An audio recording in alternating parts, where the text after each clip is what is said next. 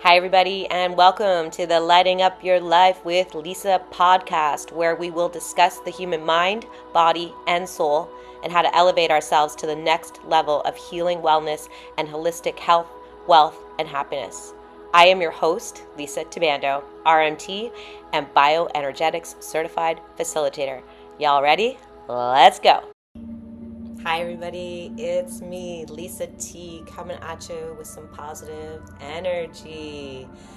Okay, so in my last episode, I spoke about fear and stress and what's actually happening in our bodies and how we want to be conscious of that so that we can tend to our bodies, this vessel, this divine thing, this body-brain complex, to ensure that we don't let the external circumstances of our lives control the inner workings of our being, so that we have more empowerment and we have some sovereignty as we move through this journey of life, this human experience. So I spoke about fear and stress, and in this video I wanted to dive a little deeper into that and give you a little bit of my background and what's brought me to where I am today. So I was adopted at birth and adopted to my mom and my father. My mom, though, was the hierarchy of the family, and my mom was an amazing angel that everyone said, she lit up a room when she walked into it, always. She suffered with juvenile diabetes, but she didn't let that make her suffer, actually, and she chose to not let it stand in the way of her living her fullest life. So if her friends were eating cake, she was going to eat cake. If friends were going to party, she was going to party, and just going to not let diabetes withhold her from experiencing all the facets of life. And so that made her life a little shorter, and her way that she dealt with it made it also shorter. And she died when I was 12 years old. My father didn't have the tools to deal with, to help a 12-year-old child, and he wasn't equipped. He just didn't have the tools to help me and my brother still fulfill ourselves in the most abundant way. And I turned to destruction, self-destruction, and immediately, by the time I was 13, I was putting myself in very dangerous situations and facing the consequences of that bad behavior. I had multiple assaults, along with the trauma of my mother's death, and also the subconscious trauma of being adopted right from birth, so not getting that nurturing right out of the gates, and then living a life of destruction for decades. And looking back on it now, I can see how I can be thankful now because those traumas showed me what a survivor I am. Those moments showed me my resilience. They instilled in me, they started developing in me resilience, survival, resourcefulness, and being equipped to continue moving through life and making the most of it these days. To touch again on the last video, speaking about stress and triggers and fears. So I have a lot of triggers with those traumas, a lot of triggers. Things I remember when I first started diving into the therapeutic realm and the healing journey. I didn't even know what the word trigger was until I was in my 40s. I remember when I first learned that word and what it meant, I was like, oh my God, well, no wonder I've had anxiety. There was one point in my life that I felt that I had agoraphobia, because I was aware that any time I left my bedroom, there was fear. As soon as I woke up in the morning, there was fear. How was I going to face the day? How was I going to survive the day? And this is this life or death situation that my system had now attuned to. I was in constant stress, constant fear. So my system was always thinking that it was a life or death situation, everything. And I was triggered with everything. The slamming of a door triggered me. A man's voice triggered me. Someone's snarly look triggered me. A tone in someone's voice that I was in trouble triggered me. Everything. So when I learned what a trigger was, I was like, I'm triggered by life. I'm triggered by everything. Speaking of triggers, there was a huge core wound trigger that came up just over a week ago for me, and it lasted a good 4 days. I was in trigger for 4 days. Day 7 was when it was revealed to me, when it was lifted from me, because there was a part of me, after doing all the work I've done in my life, there was a part of me that knew something good is going to come of this. This is a light is being shone. This trigger. I see my triggers these days as access points to a healing moment. And so to lean into them and dig deep and excavate and see what's underneath this and see what's coming up, see what core wound has been triggered. I was in so much fear, and my mind wouldn't stop. My mind was racing, because what happens is the body, the subconscious, so if we're consciousness is above the neck and then subconscious into the body holds all the subconscious stuff. So the body was telling me, oh my God, there's danger. Oh no, there's danger. In the brain that is picking up on the external environment, and it says, yes, danger, now start the fight or flight process. So then my body shoots down into the body, fight or flight process, then my body starts into fight or flight, then the body is sending it that it's in fight or flight back up to the brain, and we're getting this loop, this negative feedback loop.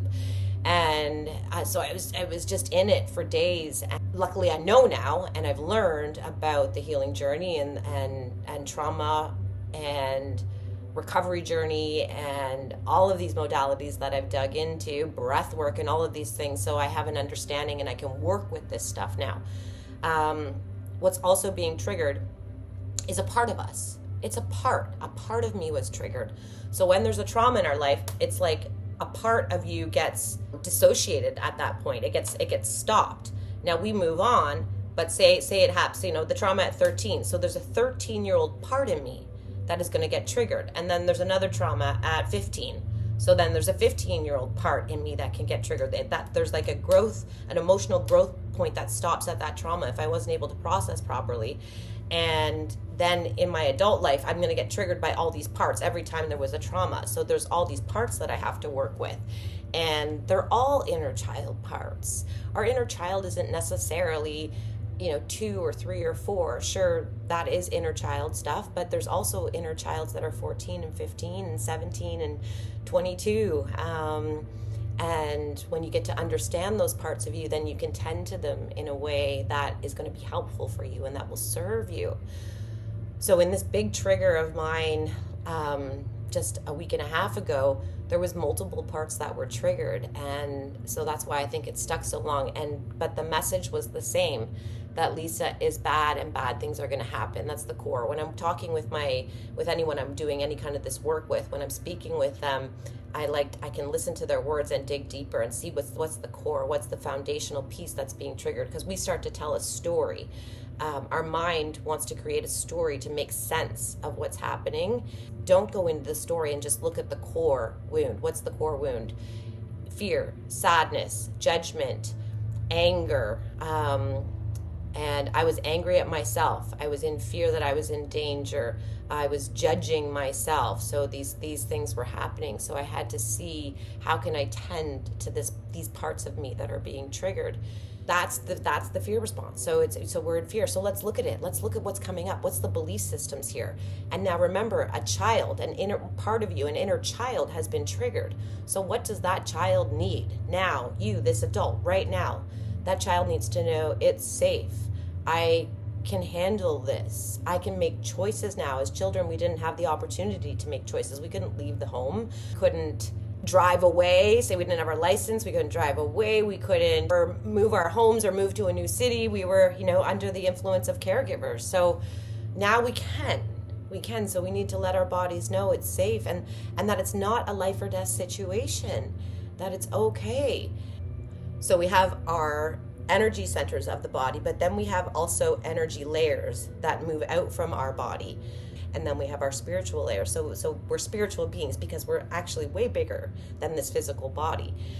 So as energy or life comes at us, it's going to hit different layers if it's not clear. So if we have a fear that, if someone, say this family member, we're going to this event and this family member is going to be there, and we're like, oh my God, it's making me sick. I can't be there. It's making me nauseous and I don't want to be there. And because I'm telling myself it's a life or death situation. Well, if it's a life, then I'm in fear.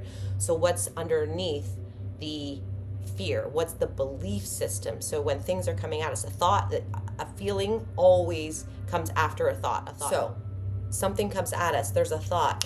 They are going to insult me. They are going to hurt me. They are going to make me feel bad about myself. They're going to make me feel guilty. There's a thought and then there's a feeling. And then it gets into our body, and then we feel nauseous. We're going to feel like we're going to vomit because our body is saying life or death. So let's look at the thought. From the spiritual, then the next thing is the thought. So let's see what the thought is. And we can look at the fear. What's the fear? So there's a fear there. Okay, so what's the belief? I can't handle it, that they're going to say something and it's going to make me feel bad, and I won't be able to survive that. I won't be able to handle that. Or they're going to look at me and I'm going to feel guilty, ashamed, all these things. Well, can we empower ourselves? Can we look at that and see, is it actually true? Like, is it actually true that if I go to this party and this family member is there that I don't get along with, or this, I go to this work party and this coworker is there that I don't get along with, do I have to let this be a life or death situation? The thoughts are, they don't like me. They don't like me. Is it true? Well, I don't even know if that's true. But maybe that's just their personality. Maybe that's how they treat everybody, and I'm just taking it personally. So we want to check these things out and see the validity of them, see the truth in them, because we're dealing with these parts of ourselves. They're just animating. They're animating themselves. That's what's happening. When we feel it, they're animating themselves. They're making motion. They're fragile. They're children, and we are the ones to protect them and care for them. It's up to us. I did a deep dive into my spiritual journey after this big trigger of mine. This core wound was triggered that I'm bad, I'm not lovable, and everything's always going to be bad, and I'm going to be punished, I'm going to be judged. Recognize if I'm saying that the world is going to do that, recognize I'm doing that to myself in that moment. And how can I do the opposite? How can I love myself? How can I remind myself that I'm good? How can I judge myself in a good way and not judge myself bad? I even judge myself bad for feeling bad. I do this double-edged sword thing. So I'm feeling bad and then I think I shouldn't feel this way. Well, if it's an uncomfortable situation, you should feel uncomfortable. If it's a bad situation, you should feel bad. If it's a stressful situation, you should feel some stress. Give ourselves permission to feel these feelings first and not judge ourselves poorly. And then show up for ourselves and love those parts. Love is the cure. Love into it, which is not an easy task. It takes work. I've been working on this for, almost 20 years now, doing this work. I had to excavate first. I had to dig and see what was all in there first, and then work on every piece, and then let life present itself to me so that I could see what else is still in there. That's all life is doing. Life is showing you where you're still blocked, where you're still stuck, where the energy of life is coming at you and it's still hitting you somewhere. Hence why we'll get a kink in our shoulder, the way I'm moving there, it's no mistake, right? We get stress and tension in our body because we're like, oh God, it's coming at me. And it's just a person at a party. Come on.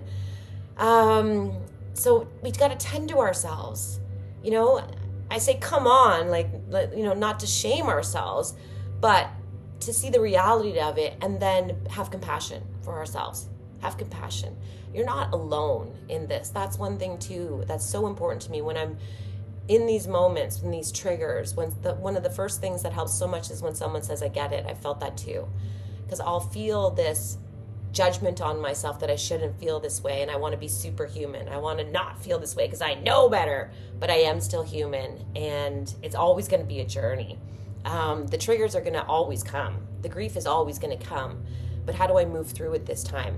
Do I let it take over me? Do I push it down and avoid it, or do I face it and tend to it? These feelings, if we actually let them come and try to understand them and show up for them like they're a child, you can imagine this feeling comes and it hits this inner child. Hold it in your arms. It's just a baby. Would you say to this little child or a 3-year-old, would you say, come on, get over it, let it go? No, it's an emotional injury. If someone's in a car crash, you don't look at them and say, come on, just let it go. But when we're an emotional injury, people tend to just want to brush it off because they can't handle it, because they probably haven't processed their stuff. I can handle it. Bring your stuff to me. I will support you in your healing. I'll let you cry. I won't try to fix it for you. No one can fix it for us, really. People can support us in it, but it's up to us to do the work and to heal.